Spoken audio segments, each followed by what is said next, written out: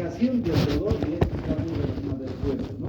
La ubicación se refiere a dónde empieza y hacia dónde irradia. Los dolores lumbares irradian de la parte lumbar, de todo lo que es la fosa lumbar, hacia la parte, a la cara posterior de los muslos, bueno, los glúteos, a la cara posterior de los muslos, cara posterior de las piernas y a la planta de los pies. Y ahí va la que la gente dice, me duelen mis riñones y me arden los pies. Para ellos eso es renal. ¿Han escuchado eso alguna vez? Los pacientes siempre dicen, me queman los pies como fuego y me duelen mis riñones. Y no es así. Entonces no podemos confundir en ese tema. Esa irradiación de los dolores por la ubicación es importante, porque si está empezando en cualquier sector de la fosa lumbar, ¿cuál es la fosa lumbar? Está delimitado arriba por el borde inferior de la duodécima costilla, al medio por la columna, abajo por la cresta ilíaca y hacia afuera por la línea axilar posterior. Ese segmento es la región lumbar. Puede doler algún lugar de ese segmento e irradiarse hacia la parte posterior de los miembros inferiores, del lado afectado. Entonces eso es lumbar, no tiene nada que ver con renal, ¿no es cierto? Y lo bueno, cuando hay problemas lumbares, el paciente nunca refiere a alteraciones funcionales. ¿Tiene molestias para orinar? No. ¿Cuántas veces de orina? Normal. ¿Ha orinado con sangre? No. Cosa que se va a manifestar en pacientes que tengan alteraciones renales, ¿no es cierto? Es importante determinar la ubicación de ese tipo de dolor y esa relación que tenga con alteraciones o síntomas. Eso es importante. Ya hablando de lo que es el dolor renal, el dolor renal propiamente, como en todos los órganos de nosotros, es por la distensión que se produce en la cápsula renal, ¿no? Hola. ¿Cómo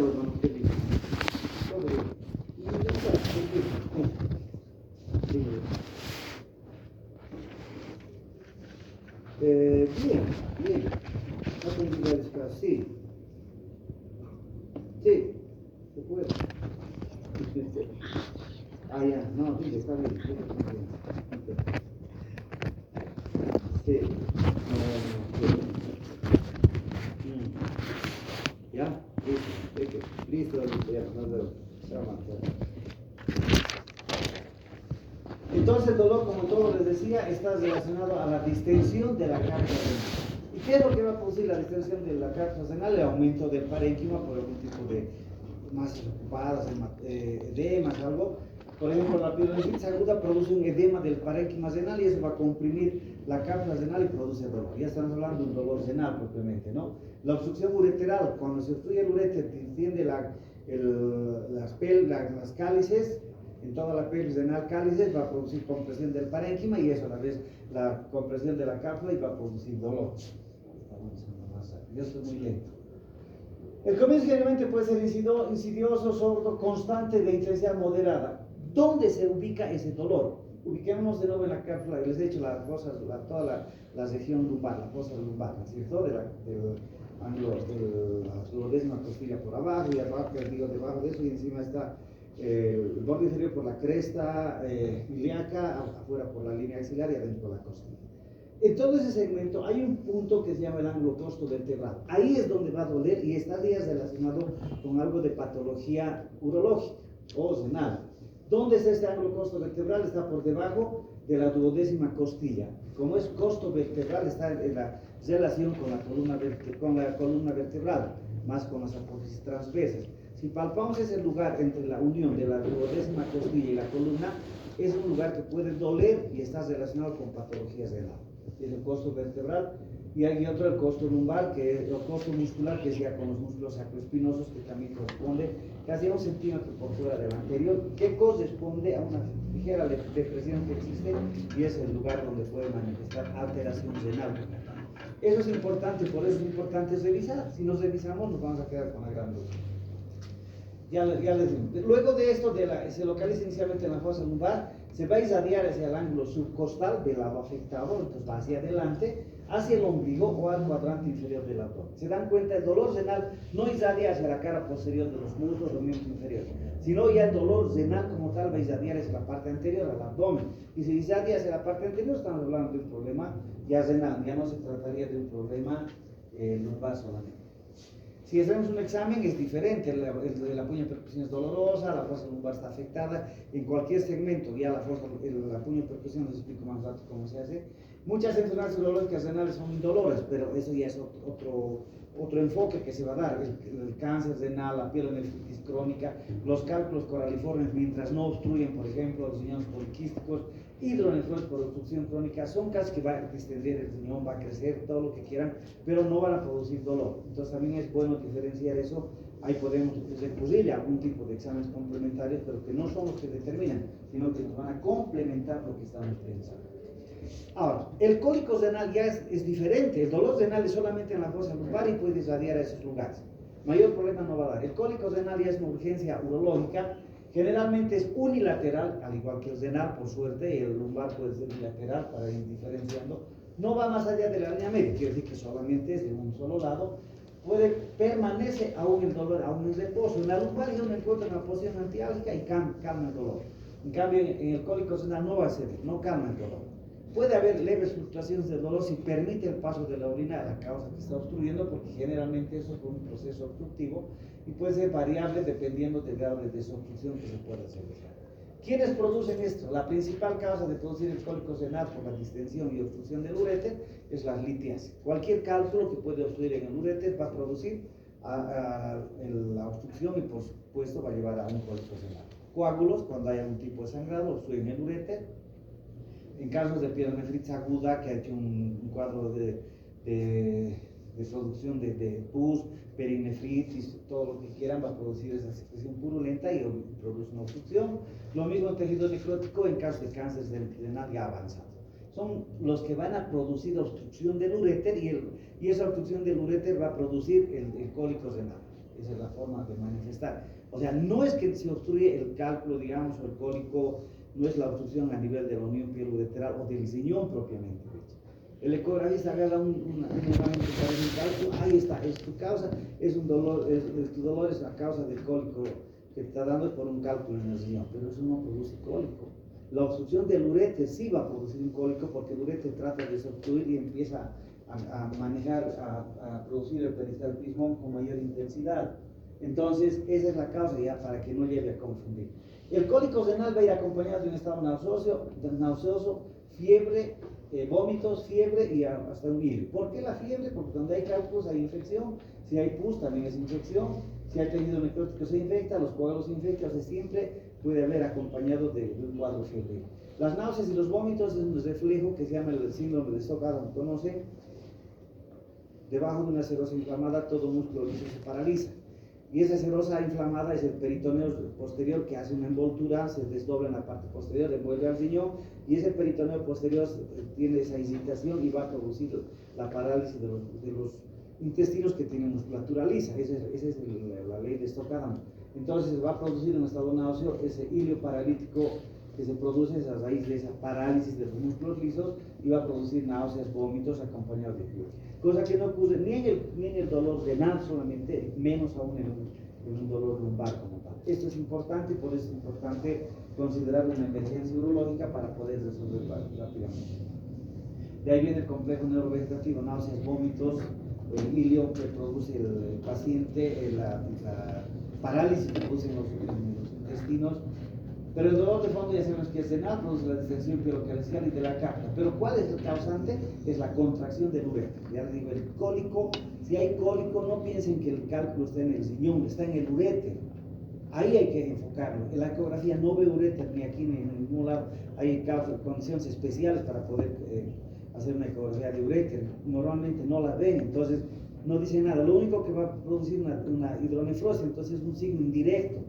No es que esté el cálculo en el riñón, sino está en el uréter, y eso es lo que el uréter empieza a contraerse intensamente tratando de eliminar ese cálculo. Es de gran intensidad y se va a ubicar en el ángulo costo-vertebral que ya hemos hablado dónde está. Va a irradiar hacia el hipocondrio, hacia la fosa ilíaca, hacia el testículo a ovarios mayores en caso de las mujeres y a la cara interna de los músculos. La irradiación del cólico es tan intensa de la región lumbar al abdomen del lado afectado, a la región genital y a la cara interna de los músculos. Hasta ahí puede llegar como irradiación este dolor del cólico. No así el dolor renal, se da hacia el abdomen y ahí puede controlarse. En cambio, el caso del cólico va a irradiar hacia el área genital y todo es una manifestación más intensa. No, claro. Se perjudican ustedes y todo se altera. ¿Ve? Ahora, ¿qué es lo que ocurre para poder valorar? Si se ocasiona por el peristaltismo, hay espasmos del uréter. Si está la obstrucción en el polo superior del riñón, que está en la unión pielo-ureteral, o sea, en la primera estructura fisiológica, el dolor va a irradiar hacia el testículo del lado afectado. Ya estamos viendo una irradiación del colon. Cuando la obstrucción está en la porción media del uréter derecho, hay que hacer una diferencia con el punto de Magurney, que es del apendicitis, porque a veces entran a operar pensando que es apendicitis, operan cálculos que no era necesario operar el apéndice, o por infecciones también entran a operar apéndice por no diferenciar este punto de Magurney. Vamos a ver luego dónde se encuentra. Y cuando ya la obstrucción o el cálculo, por decir, está obstruyendo muy cerca de la vejiga, va a producir un proceso de inflamación y edema del orificio ureteral, y eso va a dar unos síntomas de irritación vesical, polaquiuria, disfunción, urgencia miccional. O sea, a esto se aumentan más los problemas miccionales. En todos los casos hay problemas miccionales, desde polaquiuria, hematuria, dolor miccional puede haber, pero cuando ya está cerca de la vejiga, los síntomas son mucho más intensos, más floridos, que van a manifestar esa sintomatología de la irritación vesical. Entonces ya hemos dicho la sobreextensión vesical. Ahora, y hasta ahí es lo que viene a ser el cólico, que es la urgencia para nosotros. El dolor vesical es otro tipo de manifestación que va a dar. ¿Cuándo? Cuando hay una sobredistensión vesical. Solamente si la vejiga se distiende, vamos a encontrar en pacientes con retención aguda de orina que produce un dolor intenso en el área subcutánea. Al explorar tenemos que hacer una percusión. Si da mate, está guiado de orina. Si da timpánico, es distensión intestinal. Es bueno investigar, valorar al paciente, o sea, explorar al paciente, ¿no es cierto? Otras causas de dolor vesical son la cistitis intersticial, que no es infecciosa, es más autoinmune, no se puede manejar con antibióticos, es muy difícil manejar porque es sintomático, son más dolores que otra cosa.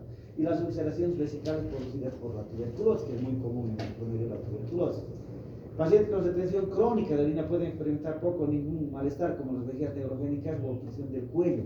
Los pacientes con hiperplasia benigna de próstata tienen distensión paulatina crónica y al final no pueden orinar, pero están con una distensión y no es tan doloroso, pero es importante valorar la presencia, ¿no? La causa más común del dolor vesical es la infección. ¿Cuál es la infección más común? La cistitis. Cistitis es infección de la vejiga, duele la vejiga y las mujeres experimentan más que los varones esa condición. Eso para valorar el dolor de la vejiga. Ya en el área genital como tal, vemos el dolor en la región inguinal, puede ser agudo, pues está muy relacionado con hernias o con patología del cordón espermático ubicado en la región inguinal, por eso manejamos la región inguinal fácilmente.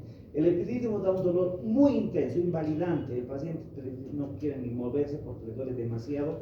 Cuando el testículo tiende a caer como badajo de campana, está colgando, va a traccionar el cordón espermático y va a producir mayor dolor de lo que ya está pasando. Ya al hablar de la epididimitis vamos a ver. Las causas son traumas, puede ser inflamaciones. Esto, como les decía, es invalidante.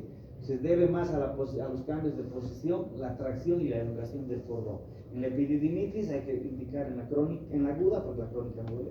En la aguda hay que indicarle al paciente que debe estar en reposo y con suspensores total, aparte de darle los antibióticos y analgésicos respectivos. Pero es importante mantener en suspensión el escroto para que tenga el reposo del testículo. La torsión del testículo es un dolor intenso, es una urgencia urológica, en menos de 6 horas hay que resolver, si no es empezar a operar para retirar el testículo porque ya prácticamente no tiene ninguna función, es urgencia. El cordón se llama torsión testicular como tal la patología, pero el que se torsiona es el cordón, deja de pasar sangre a través del cordón espermático y no va a llegar nada a irrigar el testículo y sufre una necrosis, el dolor es intenso, se retrae, vamos a ver algunas fotos donde se ve asimétrico el cordón y el testículo y el paciente puede tener hipotimia, pérdida de conciencia, dolor intenso. Si no se opera de inmediato, eso va a perder el testículo. Y el dolor testicular como tal es un dolor sordo, una sensación de pesadez, solamente puede doler como pesadez cuando hay tumores muy avanzados, es bastante tolerable. Ahora hay casos que producen dolor testicular como el hidrocele, el varicocele, que son patologías escrotales que van a manifestarse de esa manera. El dolor genital y los tumores testiculares solamente va a doler igual por la distensión de la lujínia. El dolor del pene generalmente vamos a ver en casos de priapismo, enfermedad de Peyronie y en las ITS. Ahí es donde duele. Claro, podemos hablar de traumas, podemos hablar de otros tipos de patologías, pero las más comunes Priapismo es un dolor, es una erección dolorosa sin deseo sexual. La enfermedad de PID es una enfermedad de vibración plástica del pene, que donde tiene una curvatura, la erección hay una erección normal, si no es curva ya van a tener en otra clase. Y las ITS que producen úlceras, uretritis, algún tipo de secreciones y demás, puede doler la región del pene.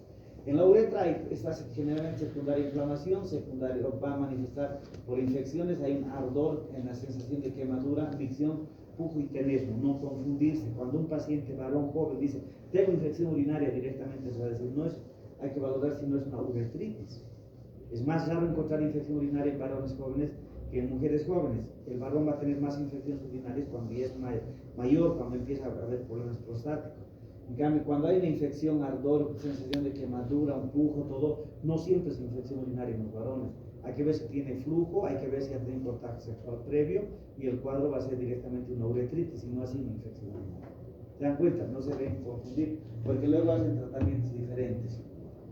Y el que le llamamos dolor prostático para nosotros es un dolor de cabeza.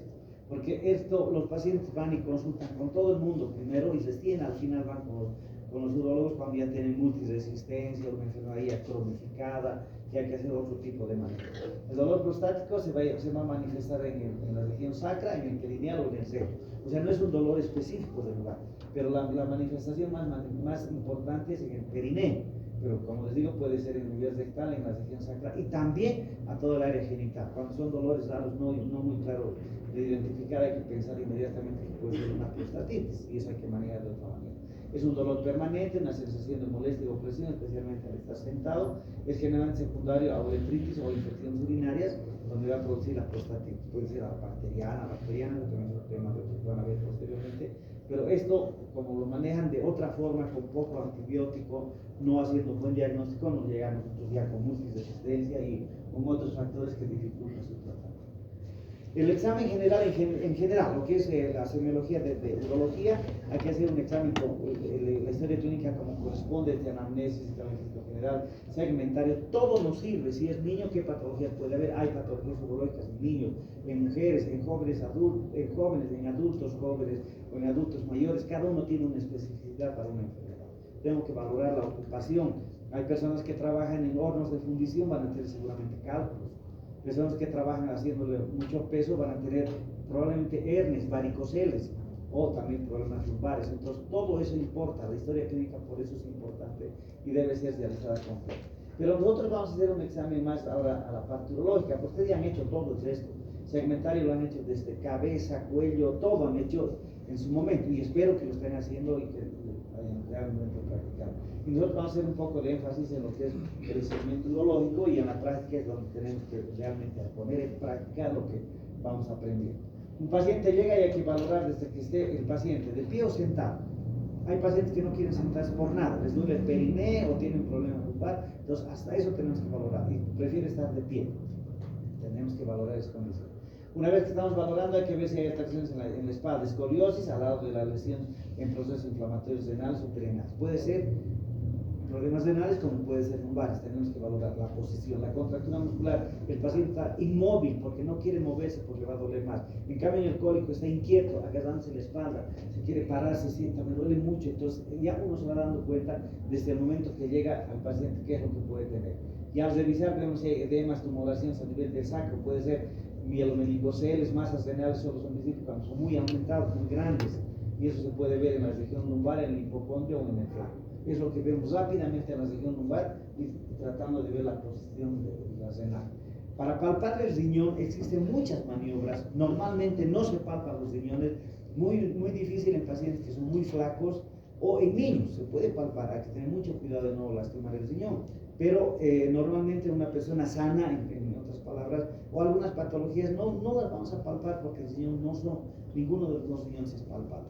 Pero existen varias maniobras para palpar, y cuando se palpa es patológico y nos interesa valorar eso para poder identificar cuál ha sido la causa. Rápidamente hay los procedimientos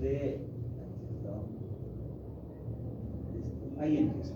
Guyon ha determinado la primera maniobra de palpación, y a partir de eso ha habido modificaciones, solamente han cambiado de nombre. La maniobra de peloteo renal sigue siendo Guyon, pero con un movimiento diferente de la mano. de Israel en la posición del paciente de cúbito ventral, Ouellet de pie, Montenegro, la de Montenegro, Wellington, Santos Novoa, Glenard, cada una tiene una posición diferente. La de Guyon, les decía, el paciente en el cúbito dorsal, el explorador tiene que estar a la mano, al lado del riñón que va a explorar. Si voy por el riñón derecho, me voy a la derecha del paciente. La mano anterior va por debajo del borde costal y la mano posterior en el ángulo costo vertebral y costo muscular que les había hablado hace un momento. Ese momento trato de palpar el riñón, que inspire el paciente. Si se palpa algo y es patológico, no se palpa, no me preocuparía. Luego, a eso mismo voy a hacer un movimiento de dorsiflexión de la articulación metacarpofalángica, no interfalángica, no como garra, sino mover la articulación metacarpofalángica para tratar de empujar, y como la onda ascítica voy a sentir un golpe en la parte anterior, si es que el riñón está grande o es palpable. Esa es la primera manifestación o la primera presentación que han hecho. Luego, para palpar el otro riñón, debo cambiar de lado y me voy al lado izquierdo para palpar el riñón izquierdo. No puedo palpar del mismo lado. Alguna vez terminar echándome sobre el paciente. Yo creo que es bastante incómodo para el paciente y para el que está explorando. Entonces, 2 pasos o 3 pasos de más no es malo, hay que cambiar de lado. Y además, si voy a hacer, es la misma posición, todo. Y si voy a hacer del mismo lado, miren, la mano no va a llegar hasta la fosa lumbar. Se va a quedar entre la línea axilar media y la línea axilar anterior. Y la mano anterior ya no está tan debajo del reborde costal, si no se está yendo a un lado, porque es difícil. No puedo echarme sobre el paciente, y para no estar por encima del paciente, mi mano no va a llegar a donde corresponde. Por eso que no se debe hacer la maniobra de Guyon del mismo lado, sino tenemos que cambiar de lado. Ya en la posición de Israel, el paciente en decúbito lateral, para palpar al riñón, ahí está la mano posterior, va a la región, al punto costo vertebral y costo muscular. En el costo muscular hay una ligera depresión que permite, en teoría, corresponde a la patología renal, y podemos palpar los riñones cuando están agrandados de algún motivo. Esto me sirve para hacer un diagnóstico diferencial. Del decúbito lateral, la fascia intestinal se desplaza y va a dejar libre el retroperitoneo para poder palpar adecuadamente si es una masa renal. Si es una masa intraperitoneal, en esta posición todo se va a desplazar y se va a ir a la región anterior. Es bueno en las mujeres para ver patología ginecológica, por ejemplo. Entonces, es para determinar y hacer un diagnóstico diferencial, pero me sirve mucho para palpar riñones. La maniobra de Montenegro, paciente del decúbito ventral, la misma posición de las manos, la mano posterior en la región lumbar, en el ángulo costo vertebral y muscular, y la anterior por debajo del reborde costal. Entonces, que es la 10ª costilla. Ustedes saben que las 2 posteriores son flotantes o falsas, que están solamente en la posterior. Entonces hago lo mismo, trato de palpar. En esta posición relaja mucho la musculatura abdominal, y eso permite tratar de palpar si estuviese alguna patología renal. Si no se palpa, no nos asustamos, porque no es problema no palpar. La de Ouellet, el paciente en posición de pie, por gravedad desciende las fascias intestinales, me permite palpar. Y también desciende un poco los riñones, y más aún cuando el paciente inspira, el diafragma va a empujar los riñones y voy a tratar de palpar. La misma posición de las manos, que han visto Guyon la ha descrito, y solamente se cambian las posiciones. Debajo del borde costal, y la mano posterior va a ir debajo en el ángulo costo vertebral y muscular. El paciente inspira, una inspiración forzosa, y voy a tratar de palpar. Ahí es mucho más fácil muchas veces palpar al riñón. Si no se palpa, no me preocupo. El paciente va a expirar normal, va a terminar de sus movimientos y no hay ningún problema. La posición en la mano posterior, esa es la de Ouellet. La de Ouellet, el paciente está ligeramente inclinado, ya no está doblando el pie sobre un taburete como en la de Ouellet. Pone un pie flexionado del lado del voy a podar, flexionado sobre un taburete si quiere, y en la de Ouellet el paciente se apoya directamente sobre un respaldo de una silla o la camilla, e inclina parcialmente el tronco, y me permite, por la relajación de los músculos, hacer las mismas maniobras para poder palpar al riñón. La maniobra de Glenard, toditas son bimanuales. La de Glenard es unimanual. Se hace una especie de gancho, como ven, el dedo pulgar va a la parte anterior en el reborde costal, y la mano posterior va hacia la fosa lumbar. La otra mano simplemente está tratando de desplazar un poco las fascias intestinales, no tiene nada más que hacer. Con esa mano que estoy explorando voy a tratar de palpar. Eso sirve solamente para patología de ptosis renal. ¿Saben qué es la ptosis renal? Descenso del riñón. Cuando desciende el riñón, en esta maniobra lo voy a palpar. Primero voy a ir a agarrar, y estoy al acecho, por si llama la primera fase de esto, o la primera parte es el acecho. Luego el paciente inspira y voy a agarrar el riñón y digo captura. Y cuando el paciente ya deja de inspirar, expira, El riñón vuelve a su posición y ahí el escape. Entonces la maniobra de Glenn manual tiene tres fases, la de acecho, captura y escape. Eso no, para no olvidarse. Es para patologías renales. Mejor si lo pongo de pie, de tosis renal. Mejor si lo pongo de pie y es más fácil palpar, incluido el polo superior. Si palpo el polo superior es una tosis renal ya de grado mayor, de grado 4 por lo menos. Porque estoy palpando el polo superior porque no debería ser. Y ocurre en algunos casos. Esto es más para pacientes de tosis renal. Los puntos renales, ya no estoy hablando de los ureterales, los puntos renales que también sirven para poder determinar. Hay que ver los puntos renales posteriores situados primero en el costo vertebral, que ya he hablado mucho, debajo de la duodécima costilla, la columna vertebral, y el costo muscular, igual debajo de la duodécima costilla, los músculos lumbares, ¿no? Los sacroespinosos. Entonces ahí voy a palpar los puntos renales dolorosos. Si duele es que hay problemas renales. Hay puntos renales laterales. Los puntos renales nos sirven laterales para hacer un diagnóstico diferencial. El suprailíaco, que está situado por encima de la cresta ilíaca, que corresponde a la rama perforante lateral del nervio intercostal. O sea, no es renal propiamente dicho. Duele, voy a palpar por encima de la cresta ilíaca, a la altura de la línea axilar posterior, le va a doler y seguramente es un problema más neurológico porque está comprometiendo la rama perforante del nervio lateral intercostal. Los puntos renales anteriores, renales aún, hay uno que está por debajo del reborde costal, es el infracostal, en el reborde costal por debajo de la décima costilla, que es la rama perforante del anterior ya del nervio intercostal. Me sirve para hacer el diagnóstico diferencial, pero también hay que ver que a ese nivel puedo ver el punto de el punto cístico para ver la patología vesical, de la hepática o de biliar, de la vesícula biliar. Entonces eso también me sirve para hacer un diagnóstico diferencial. Y el supraespinoso, que está por encima y por dentro de la espina ilíaca anterosuperior, que corresponde a la rama perforante del nervio femoropuntal. Con esos puntos laterales, anteriores y o posteriores, voy a poder hacer una diferencia si es un problema renal o es un problema lumbar. A ver, el lumbar va a irradiar hacia otro lado. Entonces estoy palpando y estoy haciendo realmente semiología. En la ocultación, muy poco utilizado en urología, se utiliza solo para buscar un soplo en la arteria renal, en casos de hipertensión arterial de causa no especificada, puede deberse a una estenosis de la arteria renal. Es un soplo sistólico a nivel de los puntos costomuscular o vertebrales en la región posterior. Yo llevo ya casi 25 años de urólogo y nunca he escuchado un soplo. O sea, no lo utilizo. No es muy útil, pero hay que saber que en la semiología hay inflexión, palpación, percusión y ocultación. Y en la percusión, ¿qué hacer? Lo que todos conocen, la puño-percusión. La puño-percusión de Murphy la llaman cuando se hace con el puño cerrado, el borde cubital de la mano debe hacer los golpes, primero en un solo lado, izquierdo, si quieren, y luego el derecho. No puede ser izquierdo, derecho, intercalando, no, primero de un solo lado. Los golpes deben ser suaves, no tratar de que ustedes lastimen para que le duela, ¿no? Tiene que ser suave, metódico, ir disminuyendo parcialmente, y el dolor es intenso, eso no pierde. En las lumbalgias no duele, en los dolores renales, en una pielonefritis, hagan ese golpecito y el paciente brinca de dolor. Pero descendiendo. Siempre empiecen por el lado que en teoría no tiene nada. Si tiene un dolor lumbar puede ser digamos izquierdo, y es una pielonefritis izquierda, empiecen con el derecho para que el paciente tenga una idea de lo que se le va a hacer. Luego en el siguiente le hacen el mismo tipo, pues puede reaccionar por el dolor, pero ya no es tan intenso como ya ha ido percibiendo que le iban a hacer el mismo examen en el lado realmente afectado. Siempre empiecen por el lado que en teoría no tiene ninguna marca. Y la otra variante de esto es la de Giordano, donde es con la palma extendida, con la palma hacia arriba, y el borde cubital también hace los mismos golpes, tanto de la parte superior de ir bajando a la parte inferior para poder hacer el estudio respectivo. Y se puede hacer con el indirecto, con la interposición de una mano, y el explorador golpea el dorso de su propia mano, así para no lastimar al paciente. De la misma forma va a reaccionar el paciente, y con la otra mano, ¿qué nos sirve? Que vamos a sentir una contractura muscular, si es que es lumbar, digamos, yo golpeo una contractura muscular, voy a sentir. En cambio, si duele, el paciente trata de escapar. Nos sirve para poder diferenciar plenamente. Los puntos ureterales, el superior, medio, inferior, lo conocen de memoria, donde está el superior, medio y el inferior. Ustedes me van a decir, como en todos los casos.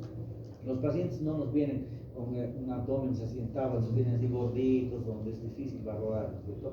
Pero para ver, hablan de 2 través de dedo por fuera del ombligo. No es lo mismo 2 través míos que 2 través de compañero. Creo que son más gruesos que tú y los tuyos más delgaditos. Probablemente la mano tuya sea más gruesa que mi dedo. Entonces los 2 través no es exacto, pero nos da una aproximación para poder llegar al punto. Se hace una línea transversal en el ombligo y en la intersección con el borde externo de los músculos rectos anteriores, ahí corresponde el punto ureteral superior. O en la línea mamaria, hay que seguir la línea mamaria y vamos a llegar a la misma posición. El punto ureteral medio se traza una línea de la espina ilíaca anterosuperior a la otra espina, una línea bilíaca, se divide en 3 segmentos. La unión del tercio externo con el tercio medio corresponde al punto ureteral medio. Y en el lado derecho hay que diferenciar del punto de McBurney, ya se he dicho, si voy a dividir de aquí en 3 y en la parte media del tercio medio con el externo es el punto ureteral medio, para diferenciar del punto de McBurney se traza una línea de la espina ilíaca anterosuperior al ombligo. Y esa divide en 3 partes. La unión del tercio externo con el tercio medio es el punto de McBurney, es al medio entre el ombligo y la línea ilíaca. En cambio esta viene más abajo y además está al lado del borde lateral del sexto anterior. Los pacientes gorditos tenemos que hacer la palpación con un dedo, no es con toda la mano. Un dedo trata de palpar el punto ureteral. Si duele algo aquí, estamos hablando de la unión pielo-ureteral. En la parte media, de la intersección de los vasos ilíacos con el uréter, y el inferior es la unión del uréter a la vejiga. ¿Cómo se hace el inferior? Todos me van a decir, a coro, tacto, rectal, tacto, vaginal. ¿Dónde va mi dedo? Acuérdense que el cuello uterino es toda la vagina y la parte del cuello uterino, porque más se hace mujeres. El cuello uterino divide en fondo de saco anterior, fondo de saco posterior y 2 fondos de saco lateral. Mi dedo al explorar, ¿dónde voy a llevar? Con el putejo hacia arriba, a la unión del fondo de saco superior con el fondo de saco lateral. Ahí debo hacer un empuje hacia la parte anterior del abdomen de la paciente, tratando de palpar el punto ureteral superior. Otra forma es ingresar directamente por el surco medio que corresponde a la uretra hasta el cuello vesical, y del cuello vesical puedo dirigir 2 centímetros a un lado y hacer la misma maniobra para palpar el punto ureteral, porque a 2 centímetros o menos del cuello está ingresando el uréter hacia la vejiga. Entonces ahora ya saben dónde van a dirigir la mano. Antes y ahora estoy con el dedo dentro, y ahora ¿a dónde voy a dirigir mi dedo? Ahora ya saben dónde tienen que dirigir para hacer el examen de los puntos ureterales inferiores. Ya ven los 2 puntos ureterales superiores, los medios, son pacientes gorditos. No es fácil encontrar el borde externo del recto anterior. Los pacientes atléticos todavía no están enfermos, no llegan. El examen de la vejiga. Primero hay que ver la presencia del uraco, que orienta en caso de tuberculosis. ¿Qué es el uraco? ¿Quién unía el ombligo a la vejiga en la vida embrionaria? El alantoides. El alantoides. Eso se convierte en un ligamento que se denomina uraco. Si eso hay una persistencia, es grueso, es como la cuerda de piano se llama, es probablemente tuberculosis la causa, que es la única que vamos a encontrar. Podemos encontrar fístulas a través del uraco, se sale orina a través del uraco cuando se permeabiliza, o tumores de uraco, que es raro pero se puede encontrar. Entonces hay que palpar la parte del ombligo hacia la parte del fondo de la vejiga, que sería la parte superior, ¿no es cierto? Al inspeccionar hay que ver el volumen. Normalmente la vejiga tiene una capacidad mayor. Cuando está con 200 ml de almacenamiento podemos palpar por encima de la sínfisis del pubis. Menos de eso es difícil. Vacía no se la palpa porque está detrás de la sínfisis del pubis. Cuando ya tiene mayor capacidad y empieza a tener más de 200, 400, 600, todo, vamos a ver una forma ovoidea y se convierte en un globo vesical. O sea, está grande a forma de un globo. El globo en la parte superior, que es lo más ancho, y va terminando en la parte estrecha, en la parte interna por detrás de la sínfisis del pubis. Eso es un globo, por eso se llama globo vesical cuando hacen las detenciones.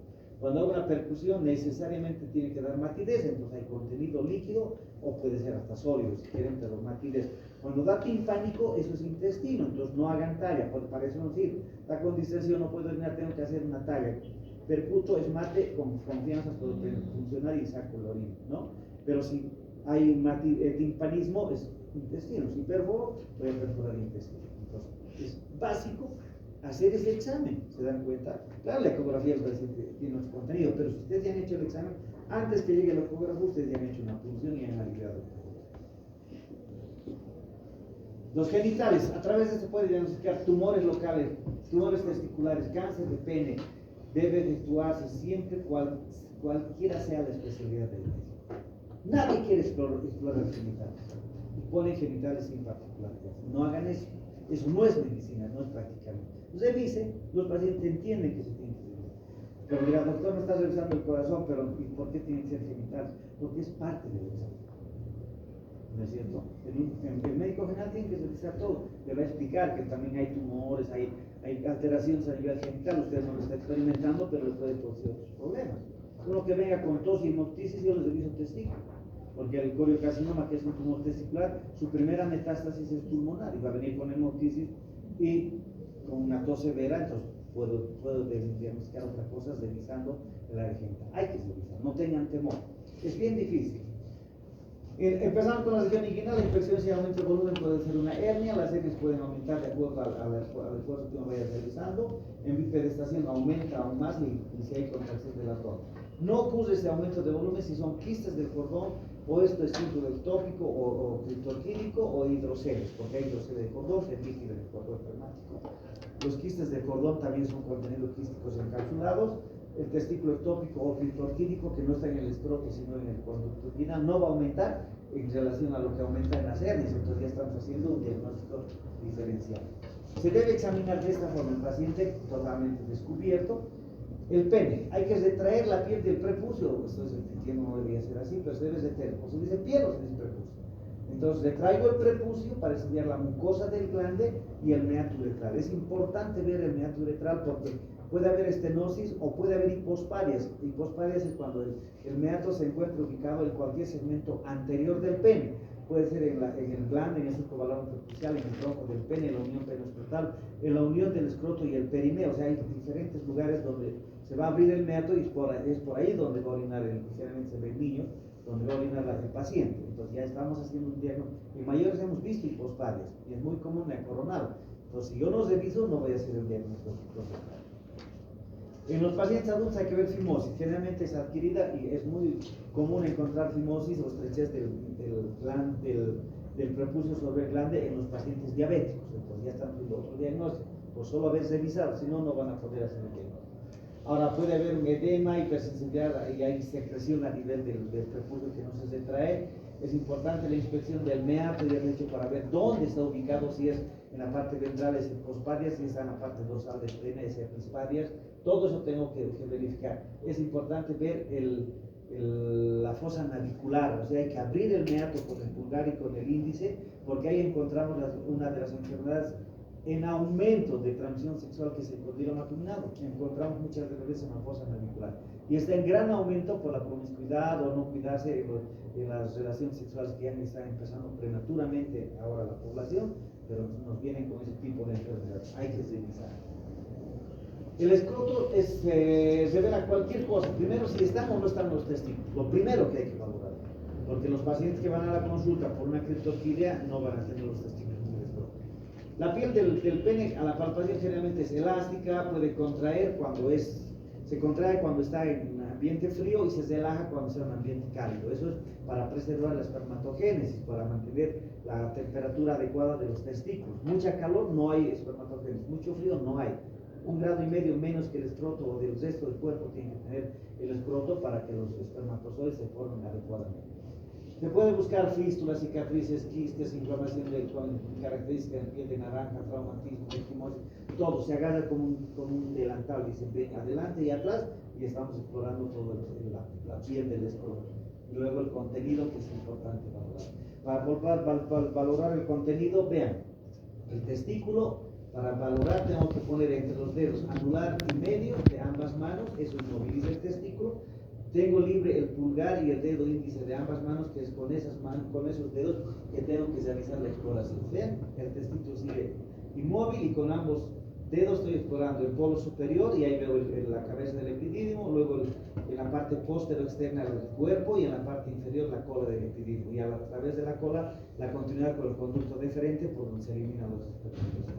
Al inspeccionar donde ustedes vean una fístula en escroto, generalmente secundaria tuberculosis, en nuestro medio cuando vean fístula, piensen en tuberculosis primero, segundo en tuberculosis y tercero en tuberculosis, después piensen en otros, tumores, fístulas, por gérmenes comunes. En nuestro medio, fístula es tuberculosis, por la alta incidencia de tuberculosis.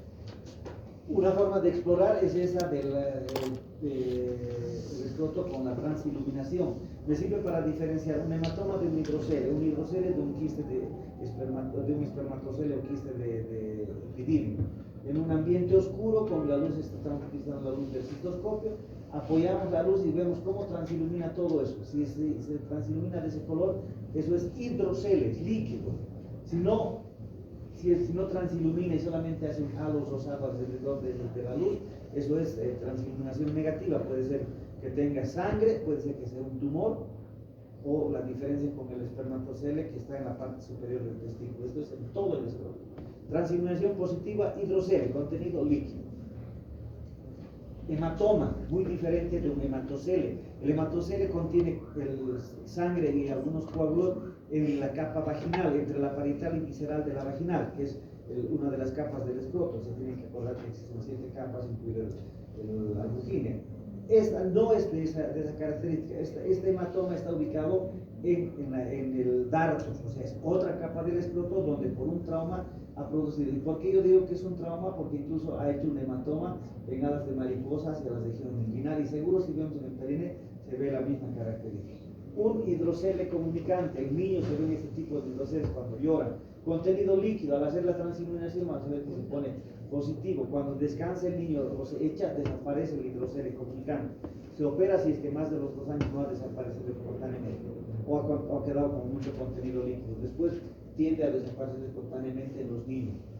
Varicocele, vemos la dilatación venosa del plexo panfiliforme, generalmente el 95% en el lado izquierdo, el derecho es muy raro. Si hay derecho en el varicocele, el varicocele derecho hay que explorar si hay problemas tumorales en el abdomen, porque eso produce aumento de la presión de la vena cava, y eso va a producir el retorno venoso dificultoso en el escroto del lado derecho. Entonces nada que ver. Pero ya como patología urológica hay dilatación de los vasos, generalmente se ve mejor de pie y con valsalva. En el consultorio externo van a tener la oportunidad de ver con nosotros en las prácticas cómo los pacientes cuando se ponen de pie producen esa dilatación. Una hernia inguinal, esto aumenta mucho cuando hace esfuerzo, entonces hernia inguinal. Los testículos normales, como podrán ver. Y del niño que hemos visto anterior, testículos normales, entonces no es contenido testicular, sino es una hernia, y esto tenemos que operar. O somos nosotros o con un cirujano para resolver este problema. Del niño que vi anteriormente se hace una transiluminación y se ve cómo maneja que está el contenido líquido en todo el escroto, en este caso derecho, porque el izquierdo no tiene absolutamente nada, es una hidrocele comunicante. Cuando hay una torsión testicular que es dolorosa y uno hace la exploración, vemos que el testículo normalmente tiene esta posición, el polo superior y el polo inferior. En este caso, el polo superior se ha hecho más lateralizado y el polo inferior generalmente se va a dirigir hacia la orina media. Hay una asimetría en el escroto, y esto es porque el testículo con la torsión ha quedado horizontalizado y se ha retraído porque el cordón ha quedado más o menos corto a raíz de la torsión. Cuanto más grande es la torsión, mayor es el problema.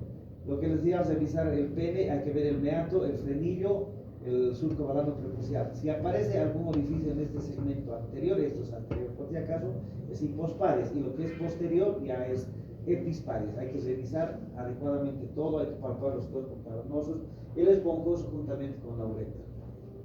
Alguna vez vamos a ver estos puntos al lado del frenillo, puede haber hasta 4.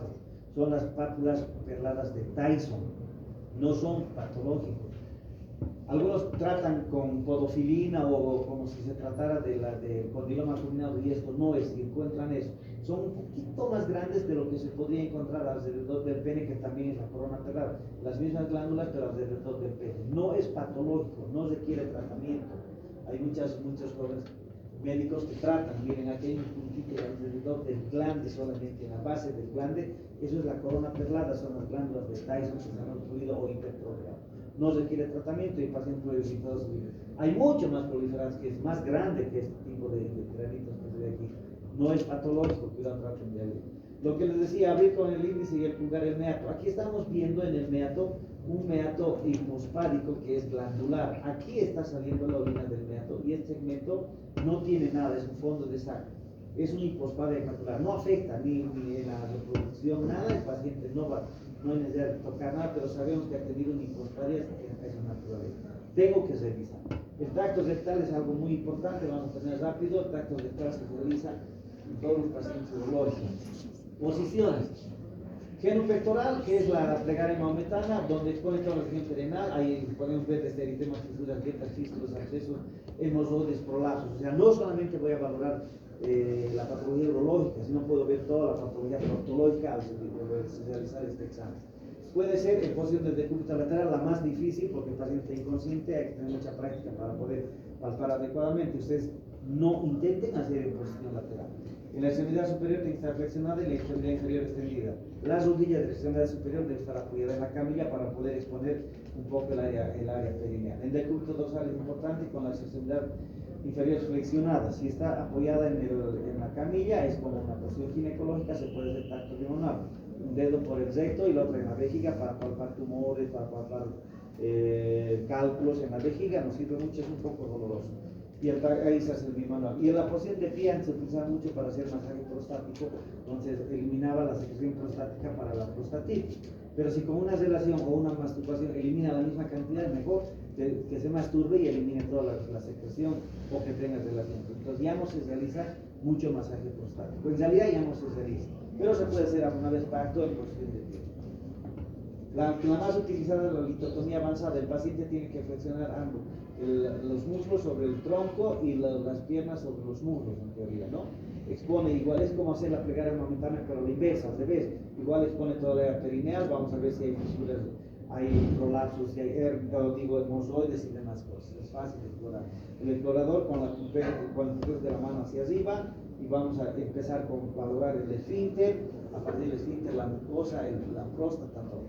Al hacer el tacto hay que indicar que es parte importante del examen físico, advertir al paciente por qué se tiene que hacer a través del recto, porque no hay otra forma de tocar la próstata.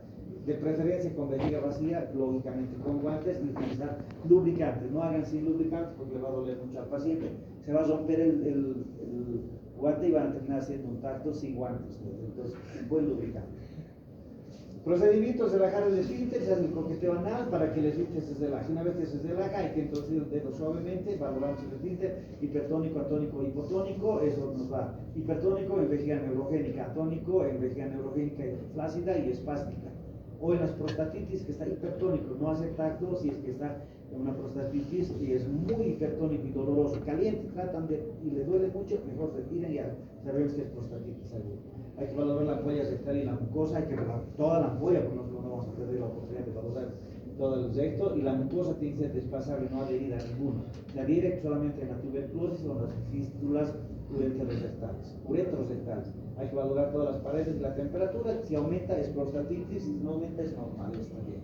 La próstata tiene la forma de una castaña con un tono truncado, corazón de naipe, donde el vértice está dirigido hacia afuera, hacia la uretra.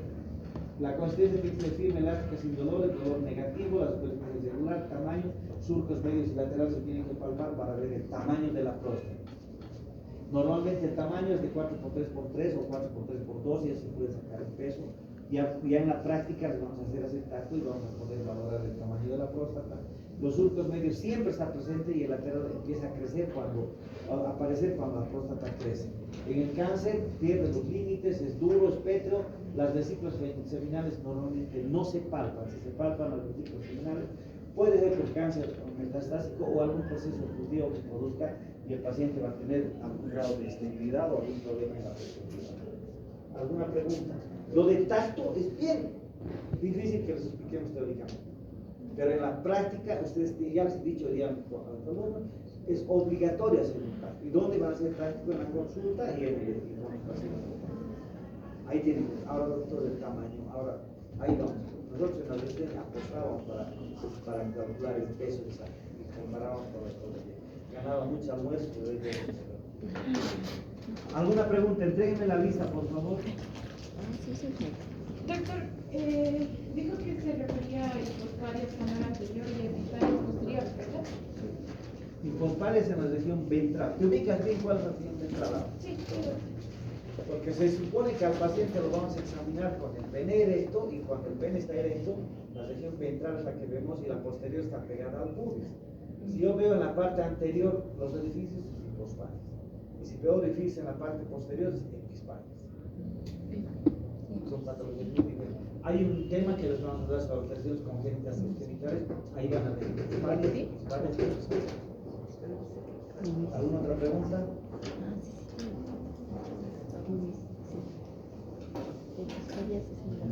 Son 18 pacientes. Todos ustedes como asisten tienen derecho de preguntar después del examen, si tienen alguna duda. Los que no vienen no pueden decir nada, ¿no?